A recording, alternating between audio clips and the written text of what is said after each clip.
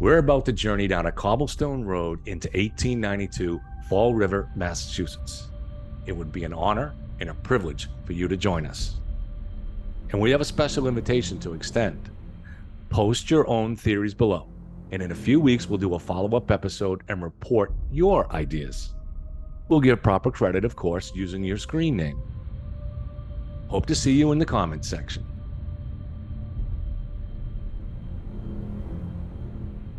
We told you at the beginning of this series on the Borden murders that there are two key questions that no one has asked before. Questions that will unlock new possibilities in the case. The first question was who, besides Lizzie, might have invented the fictional note? And there's only one other person. Abby. If Abby made up this note, she had to have some reason to need to dupe Lizzie into thinking she was going out. You're now wondering why on earth Abby would do that. Good. The Borden mystery confronts us with a riddle that has puzzled everyone for over a century. And sometimes it's the failure to ask simple questions that prevents us from getting to the truth. People think they understand why Lizzie might have made up a note. They think it's because she was trying to keep her father from going upstairs. As we've explained, her father would never have gone up the front stairs. He never went up that side of the house. He accessed his bedroom from the back stairs. The front half of the second floor used by his daughters was kept locked, except the guest room, which did have a sewing machine in it, but we suspect Andrew didn't do a lot of sewing. If for some reason Abby was working up in the guest room, which was just at the top of the stairs, Andrew could speak to her from the bottom of the stairs. No need to go up. In any case, there'd actually be no reason for Andrew to go looking for Abby if Lizzie had just told him Abby went to buy the groceries, as she did almost every day anyway. So as we keep saying, challenge your assumptions. We know it's very likely the note was a fiction, and only two people could have invented it. Abby or Lizzie. Lizzie had no reason to invent it. The question you should be asking yourself, did Abby have a reason? The answer might surprise you. Thanks for traveling with us down the cobblestone road to 1892 Fall River. See you on the other side. The serial killer. We think of someone who kills multiple times, but even a serial killer has a first time. What if he feels remorse and never does it again? Or stops because he almost gets caught? Even if he only acts on his urges once, he still has the mind of a serial killer. Maybe he only acts when he has the perfect opportunity or the perfect reason. So when we are talking about a serial killer, at least for our purposes, what we mean is someone that kills primarily for pleasure. He spends a lot of time fantasizing about killing. His main reason for killing is that he loves it. We've promised to give you in this series a new and plausible theory of what happened in Fall River on that fateful day. We've promised to show you new evidence of a killer that might just be hiding in plain sight. In this episode, we're going to break new ground in something else. We're going to give you new insight into the minds of serial killers. This is something that will be very useful in our other true crime investigations, and we think you'll find it compelling and intriguing. Let's start by addressing some of the common misconceptions with the Borden case in mind. We've talked previously about the number of whacks delivered to Abby and Andrew. Most people took this as a sign the killings were deeply personal. But serial killers normally kill this way. They unleash irrational fury on their victims, victims who are usually complete strangers to them. Take the famous axe murders in Villisca, Iowa in 1912. A Sunday night, Josiah and Sarah Moore bring their 4 kids to a special Children's Day service at the Presbyterian Church. Sarah had actually helped organize the event. 3 of their kids were boys. The girl, Mary Catherine, was 10 years old. She invited 2 of her friends at church to come over for a sleepover. Ina May and Lena Stillinger got permission from their parents. Lena, at 12, would be the oldest kid inside the house. So the family and their 2 sleepover guests got home around 10 p.m. The following morning, a next-door neighbor was surprised not to see the Moores up and about doing their chores. These were farm people they didn't sleep in. There were chickens to let out, cows to milk, hogs to feed. The neighbor came over and knocked at the door. No answer. No sign of life. Worried, she got in touch with Josiah's brother. came over with a key. And inside was a complete horror. All 8 of them had been smashed or hacked to death with an axe. The murder weapon was left in the guest room with the Stillinger girls. 2 spent cigarettes showed that the killer had waited patiently in the attic for everyone to fall asleep. Keep that in mind when considering whether an intruder inside the Borden house could have patiently waited for the right moments to kill. The father, Josiah, had been killed first, struck with the blade of the axe. Sarah, in bed with him, never woke up.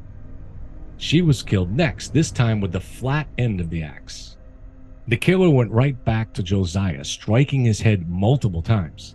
Both his eyes were missing, his head pulverized to mush. Similar destruction was unleashed on Sarah. There were bloody gouge marks on the ceiling as the killer struck over and over in a frenzy, his swinging axe throwing blood around the room. He then went down the hallway into the other rooms and killed the children of the Moores, crushing their skulls into oblivion. Returning to the room of the parents, he swung the axe yet more times, knocking over a shoe that had filled with blood.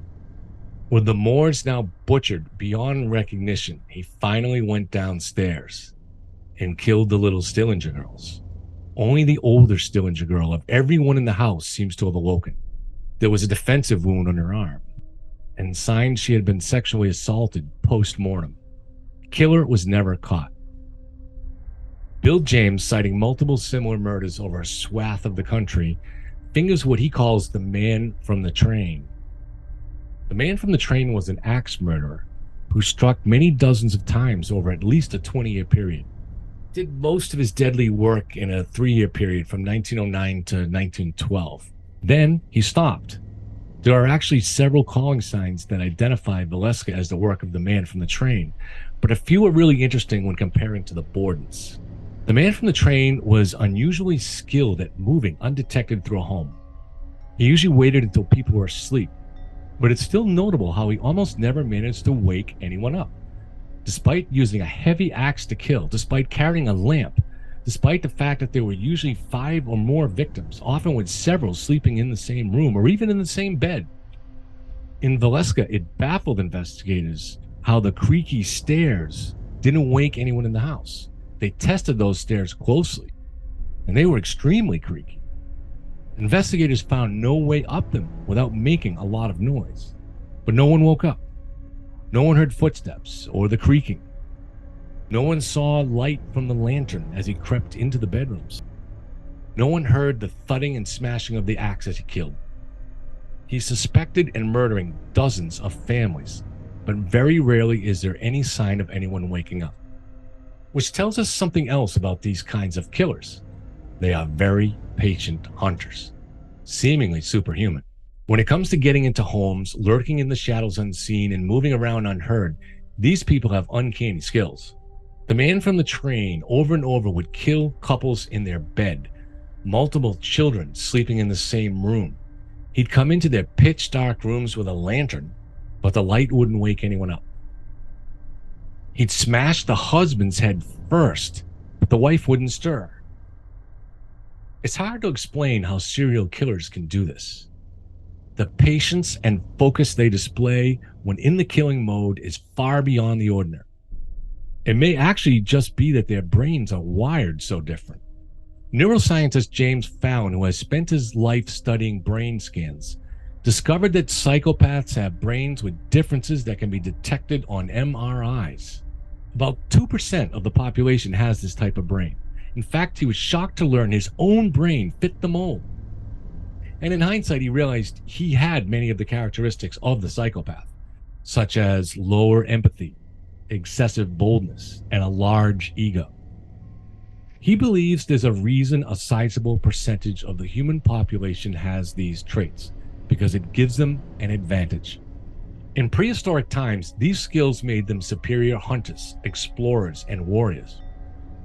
In modern times, they make good doctors, rock stars, CEOs. Unfortunately, they also can make superb serial killers. But this is also why it's so hard for us to imagine ourselves in their heads. They ain't like us. Their brains are quite alien. If a regular person killed Abby Borden in a frenzy of bloodlust, He wouldn't be able to just calmly hang around the house, probably in the same room as Abby's corpse, waiting for his next target. A regular person would be anxious. However, a psychopath would not. According to the FBI, 85% of these types of murders involve a sexual motive. This leaves 15% that kill just to kill. But it's actually probably more than 15%. The man from the train had a taste for prepubescent girls and often abused them post-mortem. So Bill James considered his primary motive as being sexual. However, several of the families he killed had no girls, so there was no sign of any sexual activity. So it's more likely that his primary motive was killing for the sake of killing, and he only indulged in his sexual taste when the opportunity presented itself. Kind of a bonus for him. You see, for many serial killers, the act of killing itself is comparable to sex. It offers the same type of relief or fulfillment. There's a fascinating interview with notorious serial killer Ted Bundy, done a day before his execution. He was remarkably insightful about how he first developed his obsession with killing. He talks about being exposed to two types of magazines as a young teen, soft porn and pulp detective fiction. What he saw, images of sex and of violence, became twisted into combined fantasies about committing violence against women. The FBI confirms that this type of literature seems to have played a large role in the development of many serial killers. But we're going to actually take this a step deeper for you because we always try to give you something new in our investigation. So here we go. Feel free to comment below if you want to tell us we're all wet. There's a fantastic book recently published by Yuval Harari called Sapiens. It explores why Homo sapiens, us, replaced the Neanderthals. Neanderthals had bigger brains. They were much stronger. They used tools, and they had fire. Several times over a few 100,000 years, Homo sapiens tried to migrate out of Africa, but the Neanderthals always made quick work of us. So we never got far out of Egypt. Then something changed. About 100,000 years ago, suddenly Homo sapiens not only advanced out of Africa, but they replaced all Neanderthal populations. While we don't know for sure why Homo sapiens triumphed, Harari has a convincing theory. He says that around this time, our brains became wired differently. The key thing was that this rewiring allowed us to tell stories. How does this give us an advantage? At the simplest level, humans could tell other humans, don't go down to the river today, the lions are there. However, Neanderthals could probably do that too. It was the ability to invent that separated us. The ability to imagine, the ability to create stories. A Homo sapien might say, don't go down to the river, there's a fire-breathing dragon. Stories actually gave a huge advantage to humans because it allowed the development of culture. Chimpanzee groups can grow no larger than about 150 individuals. Neanderthals seem to have been the same way. And it was probably the same with Homo sapiens until about 100,000 years ago, when something changed in our brains. The ability to invent and communicate stories led to myth-making, religion, culture. This allowed human groups to become very large. Eventually, it led to city-states and empires. But even at the beginning, it allowed for larger tribes, and it made it possible for tribes to work cooperatively. This is what gave them an advantage over Neanderthals. So we're actually wired to develop an active fantasy life because it gives our species a competitive advantage. However, when fantasy life gets out of control, we end up with a serial killer. Let's look at it another way. Why do people love horror movies? Why do people slow down on the highway to check out a brutal accident? Why did masses always gather at public executions? As much as we're repulsed by these things, the brain is also stimulated by them. Danger causes the brain to release dopamine in the blood. It's a survival technique. The mind becomes more alert and focused. This happens whenever we see something horrific. However, our brains are also capable of empathy. This allows us to put ourselves in the shoes of the victims and experience their pain like it was our own. So witnessing horrible things at the same time both stimulates and pains us. But the psychopathic brain is not capable of normal levels of empathy. So it only experiences the stimulus. You see the danger. We're talking about brains that are capable of fantasy, as all our brains are, but in the case of psychopaths, are not balanced off by empathy. So not only are they excessively stimulated by the sight of horrific things, but through fantasy, they're able to create these sights whenever they want. This leads to obsession, hard to control obsession.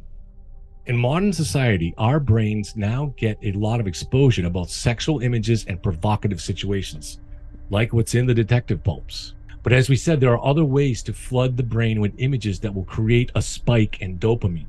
And these ways were around long before our modern times with all the images of sex and violence. For example, combat, or stories of combat. Serial killer expert Peter Vronsky theorizes that returning soldiers from major wars help foster waves of future serial killers. Boys listen eagerly to combat veterans telling graphic tales about bloody killing and torture.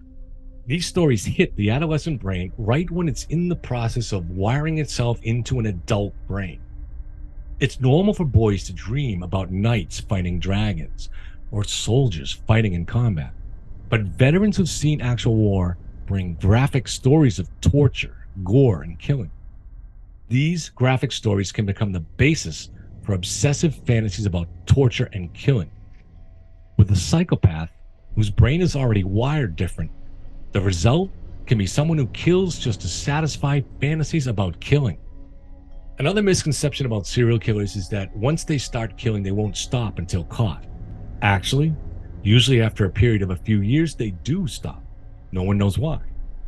Of course, serial killers come in many varieties. There's no rule. Many do just go on killing until they get caught. The man from the train, however, stopped after a few years. The BTK killer quit, though he continued to taunt the police for many years. The Boston Strangler suddenly stopped killing women and began raping them, but letting them live. That's actually how he got caught. But he seemed to be evolving into something less than lethal. Maybe he would eventually stop the rapes on his own too if he didn't get caught. And Jack the Ripper disappeared from history after his brief period of killing. So why do they stop? Maybe in some cases they feel the cops are onto them. Maybe in some cases they feel a kind of remorse. Not the remorse in the sense of feeling bad for the victims. They aren't capable of much of that. But they do feel regret about not living up to their own self-image.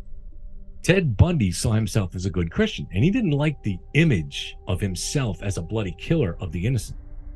This didn't stop him, but it probably does stop some serial killers. In fact, there are some that actually want to stop but can't and are practically begging the police to catch them. We tend to think of the psychopathic killer as unable to control the monster within him. However, the killer who cannot control the monster is much more likely to get caught, so we're more likely to know about him. But the killer who does a better job keeping his monster chained up is likely to remain anonymous. The beast inside this type of killer lies just beneath the surface, waiting for an opportunity. And there are also sometimes semi-legitimate outlets for such a person. As mentioned, combat, or until modern times, lynching. We think of lynchings as a racial crime, but in reality, in much of rural America, lynching was mob justice delivered on anyone the mob considered a monster. It's reasonable to assume that lurking within those mobs are those that actually get off on killing. The lynch mob presents an opportunity to unchain the monster. So let's sum up. Psychopaths make up about 2% of the population. Most of them never become killers, but the monster can nonetheless lurk within. Some psychopaths are able to keep their monster chained, but will unleash it if the opportunity presents itself. However, no matter how able he is to keep it chained, once unleashed, it is the monster in charge, at least during that killing moment. So when this happens, we should expect to see evidence of a frenzied killing, lots of violence and blood, and destroyed faces. But whether or not the psychopath has some ability to actually control the beast, virtually every one of them has the ability to switch on a dime between frenzied bloodlust and serene calm. You could confront him on the streets minutes after he had killed, and if he was not covered in gore, you wouldn't suspect a thing. Even if you knew him personally, he'd be no different than his normal self. You would detect nothing unusual. As we said, the psychopathic brain is alien to us. Two problems remain if we want to entertain the possibility that an outsider killed the Bordens primarily for the love of killing. First, why didn't he kill Lizzie and Bridget? It's a serious objection. Normally, a serial killer murders everyone inside the house, but there are actually very plausible reasons for not targeting Lizzie and Bridget. When you look at the victims of most serial killers, the overwhelming majority of them are people that are easy marks. They're vulnerable. Prostitutes, children, people dulled by drugs or alcohol. The first several victims of the Boston Strangler were elderly. One woman was 85. Only after his confidence grew did he start killing young women. The killer from the train usually killed people in their sleep when people are most vulnerable. Whoever killed the Bordens needed to make sure no one let out a cry or scream in that crowded neighborhood full of open windows. Abby, a woman in her 60s, was overpowered, probably from behind. Andrew was killed in his sleep, but Bridget and Lizzie would have actually been very hard targets in that environment. Bridget was 26, Lizzie 32. It's not that they could have fought off an armed killer, but they would have been harder to sneak up on, and they would have made a lot of noise. The killer would know this. He would consider them high risk. It's not completely unreasonable to suppose that a killer would want to avoid the more difficult targets of Bridget and Lizzie. But this still leaves one more question. How was he able to move around the relatively small house unseen? How did he get in and out so easily? We've explained how patient and focused the psychopathic killer is, how adept at hunting. Well, let's bring you back to part 1 in this series, where we dropped a very big clue. There were people in the neighborhood who had no formal business with Andrew Borden, but who came into the house somewhat regularly in order to buy stuff from the Borden farm. So how could an intruder move silently around the house without getting caught? Because he knew the layout. Because he'd been inside the home before.